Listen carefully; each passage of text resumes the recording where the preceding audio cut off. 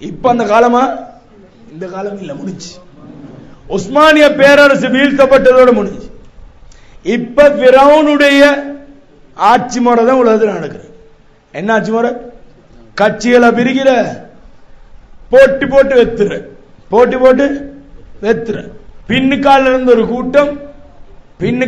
ஒரு கூட்டம் இந்த அரசியலுக்குள்ளால் அரசியல் செஞ்சு ஒரு கூட்டத்தை பலகீனமாக்கி இன்னொரு கூட்டத்தை பலமாக்குற. யார் அது? ஸ்ரீலங்கால ரணிலும் அடுத்த போட்டியில ரணிலும் சஜித்தும் போட்டி போட்டா, உதாரணத்துக்கு சஜித்துக்கு யூதர்கள் சப்போர்ட் பண்ணினா நீங்க யாரும் ஓட் பண்ணாட்டி வெத்துற, நீங்க யாரும். ஆனால் இதுல காய் போடவே வேணாம். இதுல கைய கடைசியா டொனால்ட் ட்ரம்ப் 2வது முறை எலெக்ஷன் கேட்டு வெத்தினையாரு ஜோ பைடன் வெத்தல்ல, எலெக்ஷன்ல வெத்தின டொனால்ட் ட்ரம்ப்.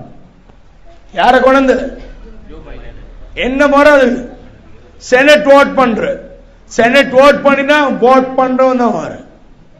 அமெரிக்கால விசேஷமா சட்டம் ஒன்று செனட்டுக்கு தான் அவ்வளவு பவர். மக்கள் ஓட் பண்ணினாலும் செனட் ஓட் பண்ணலன்னா அவருக்கு வரையலாம். அது அமெரிக்கால வெளிப்படையாகிற. எங்களுக்குள்ள எப்படி உள்ளுக்கால ஒருத்தரை கொண்டு வரணும்னா மீடியா ஃபுல் பக்கப்பே கொடுக்குற அவருக்கு. அவருடைய சைடுக்கு இழுத்து இழுத்து இழுத்து இழுத்து கெட்டு உள்ளுக்குள்ள வேலைக்காரன் எல்லாம் யாரு வேலைக்காரன் சொல்லுங்க? ஆமி யாரு? யூதன். ஆமி, போலீஸ், பாதுகாப்பு படை என்ற எல்லாத்தையும் யூஎன் தான் கண்ட்ரோல் பண்ற. யாரு? எஜுகேஷன் யாரு கண்ட்ரோல் பண்ற?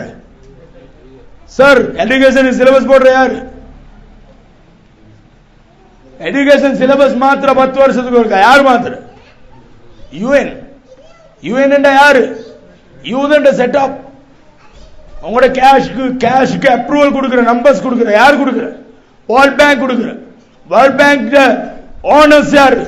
யூதர்கள். விலையில சொல்ற பின்னுக்கால அரசியல் இருக்குது. பின்னுக்கால நீங்க நினைச்சால கொண்டு வரையில, அவன் நினைச்சவன் அவன் நினைச்சவன். இந்த செட்டப்புக்கு பேரு தான் ஃபிரௌனியத்துடைய அரசியல். அல்லாஹ் குர்ஆன்ல என்ன சொன்னான்? இன்ன ஃபிரௌன அலா ஃபில் அர்த். இன்ன ஃபிரௌன கேளும் நல்லா கேளும். இன்ன ஃபிரௌன அலா ஃபில் அர்த் பனு இஸ்ராயில் லதுஃப்ஸிதுன்ன ஃபில் அர்தி மர்ரத்தைன் வல தஅலுன்ன உலுவன் கபீரா. இந்த உலு ஃபிரௌனு கிடைச்சிச்சு. ஃபிரௌன் என்ன செஞ்சான்? வஜஅல அலஹா ஷியா, மக்களை பங்கு போட்டான். பங்கு போட்டு